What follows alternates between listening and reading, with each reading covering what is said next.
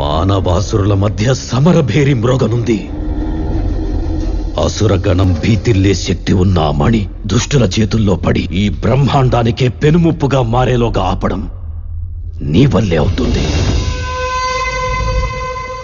నేనొక్కడినే ఎలా ఆపగలను? ఒక్కడివేనా? అరికాలు విదిలించి మహాసముద్రాన్ని లంఘించినవాడు. శతయోజన శతయోజన శతయోజన శత పరిలంఘన. రాక్షస సైన్యాన్ని మట్టుబెట్టి రావణుడి సింహాసనాన్ని కంపించినవాడు. హరిభాజన హరిభాజన హరిమద భాజన దశముఖ కంపన. చిన్న నిప్పురవ్వతో లంకా నగరాన్ని అగ్నిలో అలికినవాడు.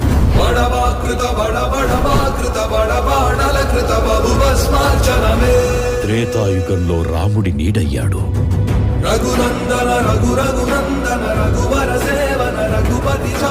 ద్వాపర యుగంలో కృష్ణార్జునుల రథకేతనమై గర్జించాడు.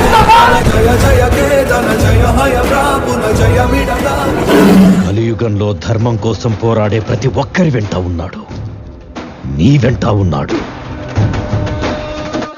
ధర్మ కర్మ నిర్వహణ కోరిన దర్పకూడ దుర్జయ సమమౌలని చాటిన నాటి పురాణ ప్రబోధం అనుచరకులుగా.